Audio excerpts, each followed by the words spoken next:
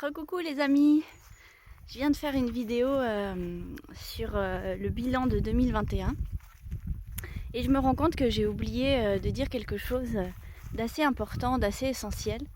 Et du coup c'est cool parce que ça me fera une vidéo à part. Je pense que ça vaut la peine voilà, d'être mis en évidence. Et parce que c'est vraiment quelque chose de très important qui moi m'a changé la vie à partir du moment où j'ai compris cette règle, cette loi universelle. Ça me change la vie. Alors c'est pas parce que on entend parler de ça qu'on arrive tout de suite à l'appliquer, mais voilà, c'est quelque chose qui se travaille au quotidien et qui nous permet de beaucoup évoluer, de beaucoup se remettre en question et de beaucoup se comprendre, comprendre nos mécanismes et avancer vers notre paix intérieure. Donc qu'est-ce que c'est que cette loi universelle si importante à connaître? C'est la loi du miroir. Je ne sais pas comment elle s'appelle vraiment, elle a peut-être un nom plus précis, mais voilà, la loi du miroir pour moi c'est vraiment quelque chose qui m'accompagne au quotidien. Des fois on a un peu tendance à oublier, mais on finit toujours par se rappeler et à en tirer un enseignement. J'imagine que vous avez déjà pour la plupart entendu parler de ça, mais c'est toujours bien de se rappeler. Et pour moi ça a beaucoup de rapport avec la vidéo précédente sur le bilan. Quand on s'observe, quand on fait un bilan sur soi, sur nos vécus, sur nos expériences, c'est une des premières choses, moi, que j'observe. Et qu'est-ce que c'est que cette loi du miroir, finalement? C'est quelque chose qui découle du quantique, en fait, hein. Vous savez que tout est quantique dans l'univers et ce qui veut dire que tout ce qui est dans mon extérieur, toute ma réalité est en fait le reflet, le miroir de mon intérieur. Donc on est tous à 100% créateurs, à 100% responsables de notre réalité, de notre perception des choses, de ce qui nous arrive. Et, euh, et voilà, donc il n'y a pas de victime, il n'y a pas de bourreau, il n'y a pas de sauveur, à moins qu'on ait envie de se placer dans ce personnage-là. Et d'ailleurs, on a été éduqués à jouer ces rôles-là. Mais en réalité, tout ça est une grande illusion et c'est quelque chose qui nous enferme en fait dans une boucle, un cercle vicieux dans lequel on n'arrive jamais à sortir, hein, parce que évidemment que si il y a une victime, il y a besoin d'avoir un bourreau, il y a besoin d'avoir un sauveur, et on échange un peu les pions, on change de place en fonction du moment et des expériences. Mais au final, on n'est jamais dans quelque chose d'harmonieux, on n'est jamais en paix. On est toujours en lutte contre quelque chose. Et pour pouvoir sortir justement de ce positionnement de victime, et c'est là où je fais le lien avec le bilan, c'est que voilà, ne soyons pas victimes de nos expériences, victimes d'un système, d'une société, euh, de lois illégitimes. Voilà, ne soyons pas dans la position de victime, et plutôt dans la position de souverain, dans laquelle on est complètement autonome, responsable de nos actes, de nos choix, de tout ce qui nous arrive, de toutes les expériences qu'on peut expérimenter, de toutes les rencontres. Voilà, absolument tout, sans exception, est une création de nous-mêmes en fonction de ce qu'on vibre, de ce qu'on a à l'intérieur euh, et de ce qu'on a choisi d'expérimenter. Il y a une petite, un outil, une petite métaphore comme ça que je trouve très juste et qui m'aide beaucoup. C'est que quand je montre du doigt, comme ça, hein, je dis lui, lui-ci, la société ci, les autres, les gens. Dès que je commence une phrase en disant les gens, je suis dans le jugement. Et en fait, je montre du doigt, mais si vous voyez bien là, j'ai 3 doigts qui reviennent vers moi. Donc en fait, je juge l'autre, j'accuse l'autre ou les autres. Et en réalité, cette chose-là que je vois chez l'autre, qui me dérange, à partir du moment où ça me dérange, ça me bouleverse, ça me rend triste, je vis un sentiment d'injustice, eh bien, c'est parce qu'en réalité, à l'intérieur de moi, c'est triple. À l'intérieur de moi, ça existe. Ça fait partie de mon inconscient, ça fait partie de mes zones d'ombre. Et c'est pour ça que ça fait bouillonner quelque chose à l'intérieur de moi. Si en réalité, j'ai guéri cette part de moi, je peux l'observer chez l'autre, hein. Je peux observer un comportement, une blessure. Mais du coup, je ne vais pas le juger et je ne vais pas me positionner en victime ou, ou en supérieur parce que je vais regarder les choses avec le cœur. Quand j'ai transcendé quelque chose, quand je l'ai guéri et que je vois chez l'autre, la seule chose que je ressens à l'intérieur de moi, c'est de la compassion. Donc c'est le cœur qui parle et du coup, je ne vais pas avoir envie ni de sauver, ni de juger. C'est là, voilà, c'est. Point final. Évidemment, comme moi j'ai déjà transcendé cette part-là, j'ai déjà guéri, juste en étant moi-même, et pourquoi pas en accompagnant l'autre dans l'amour, je vais rayonner quelque chose qui va lui permettre à lui de dépasser aussi ça. Mais à partir du moment où je suis dans la réaction, ça veut dire qu'en fait ça existe chez moi. Et du coup, c'est quelque chose qui nous permet à nous d'observer. Oh, pourquoi est-ce que ça m'énerve tellement ce que fait cette personne-là? Pourquoi ça m'énerve mon compagnon quand il a cette réaction-là? Quand ma mère, elle fait ça, oh, ça me fait bouillonner, ça m'énerve. Pourquoi? Eh bien parce que en fait, voilà, c'est quelque chose qui est en moi. Et sur le moment, bon, bah, évidemment, on a des mécanismes, on a des schémas qui se répètent, donc on peut réagir sur le moment. Mais si on prend le temps d'aller observer à l'intérieur de nous et de se dire, ok, ça me fait réagir, je ne vais pas mettre la faute sur l'autre, je vais regarder à l'intérieur de moi qu'est-ce que ça révèle, et ben je peux aller creuser dedans et je peux me dire, bon, ok, oui, cette chose-là, en fait, moi aussi, je réagis comme ça, moi aussi. J'ai cette chose-là qui m'énerve tant, et qu'est-ce que je peux faire pour la transformer? Et petit à petit, à force d'observer ça, et évidemment de chercher des nouvelles façons de réagir, parce que c'est ça qui va changer toute la donne, c'est comment je réagis. Et à chaque fois, je vais réagir de façon plus légère, parce que évidemment, je me serai remis en question. Je vais observer plus rapidement ma réaction, donc je vais pouvoir apaiser à l'intérieur de moi mes sensations. Et ça va changer ma vibration. Ce qui fait que ce que je vais vibrer, ce que je vais émaner autour de moi, va être de plus en plus léger. Et le retour de boomerang, en fait, la loi de cause à effet, hein, cette loi du miroir, elle va être moins forte à chaque fois. Elle va me revenir moins forte. Et petit à petit, eh ben, on arrive à guérir. Voilà, je réagis de moins en moins à certaines choses. Je suis de plus en plus dans la paix.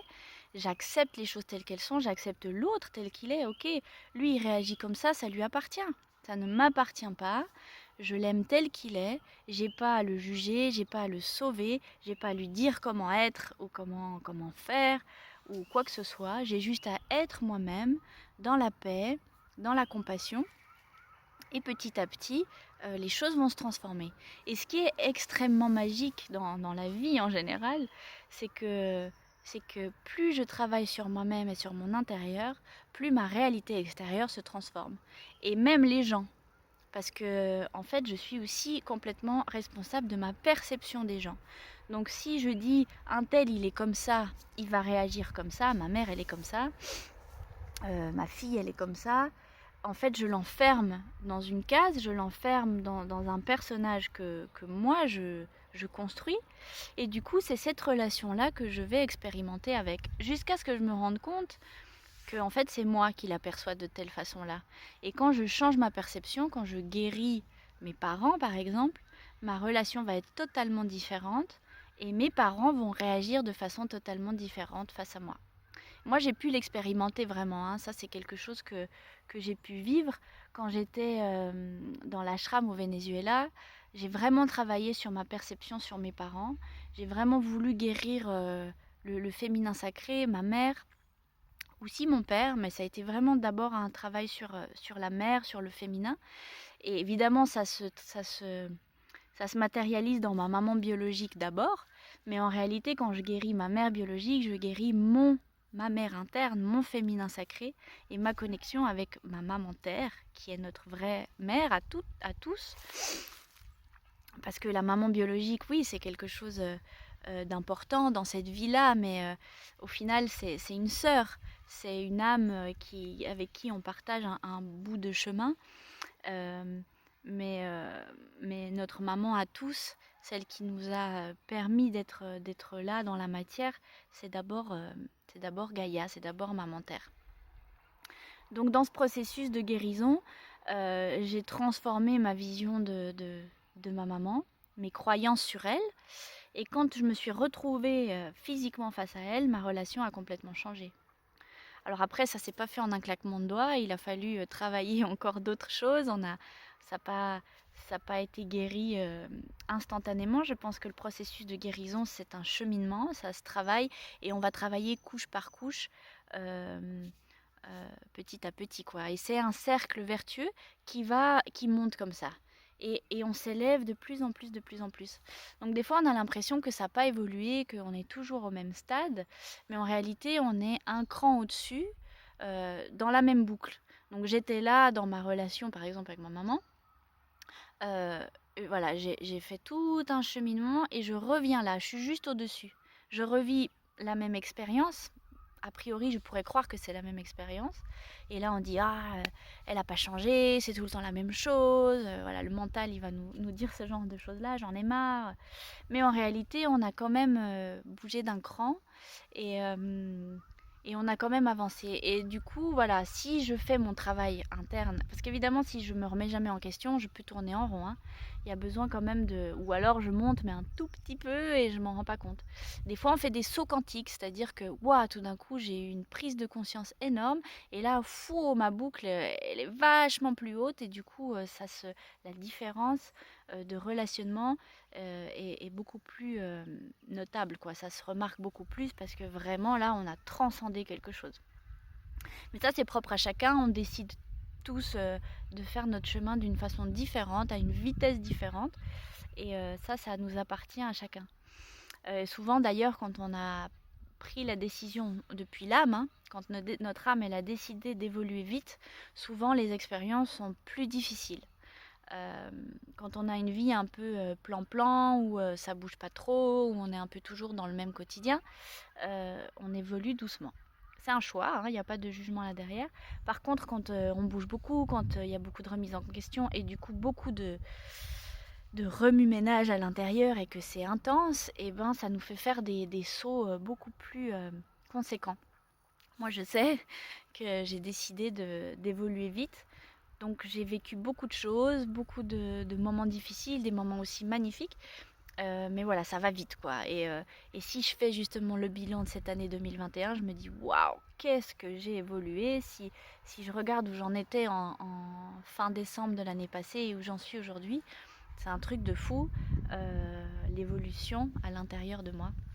Alors après, à l'extérieur, dans le monde matériel, on va dire, bon, ça bouge pas, Johanna, elle en est toujours au même stade, elle n'a pas son lieu, elle est toujours en train de bouger d'un endroit à l'autre, elle fait plein de trucs, mais au final, voilà, il n'y a rien de concret. Et c'est pas vrai, il y a plein de choses en fait, j'expérimente plein de choses et j'apprends à me connaître de plus en plus parce que je vais goûter des petites choses et ça me permet de me dire, eh ben ça oui, ça non, ça j'ai envie de garder, ça finalement c'était cool, mais voilà, j'ai plus envie. Et c'est comme ça qu'on apprend à se connaître, hein. C'est en expérimentant, c'est la seule manière d'apprendre. C'est en jouant cette vie-là et en s'amusant à aller goûter tout plein de choses. C'est ce qu'on est venu faire, hein, au final. On est venu goûter à la vie, expérimenter des choses. Chacun à notre manière, voilà, de nouveau, soyons vraiment dans la compassion, dans le non-jugement de chacun et allons observer à l'intérieur de nous qu'est-ce qui se passe, pourquoi je réagis comme ça, pourquoi telle ou telle chose m'énerve, pourquoi je suis en colère contre telle chose, pourquoi je suis triste contre telle chose, avec telle chose, et de pouvoir aller le plus profondément possible, à chaque fois un petit peu plus profondément, pour libérer. Et la libération, elle demande juste de la lumière. À partir du moment où j'observe un mécanisme, j'observe une douleur, une blessure, et ben je la révèle. Je mets de la lumière dessus, ça devient plus de l'ombre, ça devient plus une part inconsciente, ça devient conscient, et du coup, ça se transcende. Et petit à petit, alors évidemment, il y a plein de couches d'oignons, hein, pour aller de plus en plus profondément et pour pouvoir aller jusqu'au cœur, jusqu'à la source. Euh, à l'intérieur de notre cœur, on a un soleil central, de la même façon que dans le cœur de notre maman Terre, dans le cœur de Gaïa, il y a un soleil central. Dans notre galaxie, dans toutes les galaxies, et tous ces soleils en fait sont des portails qui nous amènent jusqu'à la source. Donc on a accès à cette conscience, à cette unité, on a accès à cet amour, cette énergie d'amour qui nous a créés, que nous sommes. On a accès direct là dans le cœur. Le problème c'est qu'on a mis plein de barrières, on a mis plein de couches, on s'est limité de plein de façons. Et c'est ok, ça fait partie de notre chemin, mais aujourd'hui on est en train de se rendre compte, aujourd'hui on se rappelle qui on est, aujourd'hui on retrouve les clés pour ouvrir toutes ces portes. Et je crois que c'est ça le grand choix qu'on a à faire pour 2022, c'est de choisir le cœur, coûte que coûte. Mettre le mental au service du cœur. Ne pas rejeter notre mental, notre tête, parce que c'est un outil qu'on a besoin pour expérimenter, pour conceptualiser, pour pouvoir expérimenter cette matière. On a besoin de ça, c'est notre ordinateur, c'est lui qui processe l'information, il reçoit l'information, il reçoit les codes de lumière et il les met en matière. Voilà, il nous permet de voir, de sentir, d'expérimenter, de penser, de créer. Donc merci à mon mental, je le rejette pas, je me tape pas sur la tête en disant ah ce mental, ah cet ego. Non, merci à lui d'être là, il me permet de vivre, mais c'est pas lui le maître. C'est pas lui qui a les manettes, c'est pas lui qui décide pour ma vie. Celui qui décide, c'est mon cœur. Et moi, c'est ça le grand choix de cette année, le grand portail de 2021, du 21 décembre 2021, ça a été ça. Ça a été, je choisis le cœur, je choisis l'âme comme maîtresse de ma vie. Et du coup, je choisis d'être à l'écoute du cœur dans toutes les circonstances. Comment ça s'applique vraiment concrètement? C'est un exercice du quotidien. Mais c'est justement sortir de la victime, sortir du bourreau et du sauveur, parce que le sauveur, on aime bien être les sauveurs aussi. Donc je sors de ce rôle-là, je vais dans mon cœur, qu'est-ce que j'ai envie de faire? Qu'est-ce qui fait du sens pour moi? Quelles sont mes valeurs? Qu'est-ce qui me fait vibrer? Voilà. Et la réponse, elle est toujours là, dans l'écoute de qu'est-ce que j'ai envie, vraiment. Pas qu'est-ce que le monde attend de moi, qu'est-ce que les autres attendent, qu'est-ce que ma personnalité attend de moi, parce que souvent on se fait une idée de soi et du coup on a envie de rentrer dans ces cases-là. Moi j'ai vraiment depuis un moment voulu sortir des idéologies, de sortir des dogmes, de plus être dans une étiquette. Voilà, moi je suis écolo, moi je suis socialiste, moi je suis tel ou tel. Et du coup, on s'enferme dans une croyance, dans une réalité, ou même je suis végane, je suis végétarien, je suis ci, je suis ça. En fait, non, on peut être totalement à l'écoute de soi et se dire, eh ben là j'ai juste envie de ça. Moi je suis végétarienne, et ben à Noël j'ai eu envie de manger du chapon. Et ben je l'ai fait parce que je m'enferme pas dans une croyance sur moi-même, je m'enferme pas dans un dogme. Ça a eu été le cas, hein, mais voilà, je pense qu'on a besoin d'expérimenter les extrêmes pour après dire ok, j'ai goûté là, et puis après chut, on va sur la voie du milieu. Euh, les bouddhistes parlent de ça, la voie du milieu, l'équilibre, l'équanimité. Euh, c'est juste l'écoute de mon cœur. Et à partir du moment où les choses sont faites en conscience, avec amour, avec gratitude, et ben je pense que tous nos choix sont justes et valables.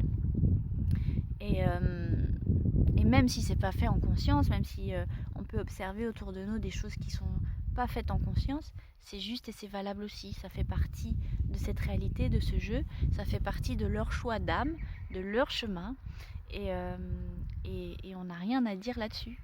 Chacun suit sa route et tout est parfait et tout est juste. Même si on a du mal à le voir, même si notre ego il peut être blessé, même si notre, j'allais dire notre cœur, mais je crois que notre cœur il peut pas être blessé. Le vrai cœur, hein, ce soleil central, cette source inconditionnelle d'amour, il peut pas être blessé. Il est pur amour. Donc lui, il accepte tout, tel que c'est. Voilà. Donc si j'ai des parts de moi qui sont blessées, c'est des choses que je peux mettre en lumière et libérer. Voilà. Donc voilà pour la petite histoire de cette loi universelle du miroir. Observe ta réalité, observe tes réactions, observe tout ce que tu as vécu cette année et durant toute ta vie d'ailleurs, et fais-en quelque chose. Rends-toi compte que c'est toi. C'est toi qui as créé ça et tu es totalement capable de transformer. Tu peux être qui tu veux, tu peux vivre ce que tu veux à partir du moment où tu y crois, où tu as la foi et où tu entreprends des changements actifs vers cette nouvelle personne que tu as envie d'incarner. Voilà, c'est pas toujours facile, mais on y arrive, on est là pour ça, et puis on est surtout tous reliés, tous un pour cet amour, pour cette évolution vers la nouvelle humanité. Je vous embrasse les amis, plein d'amour.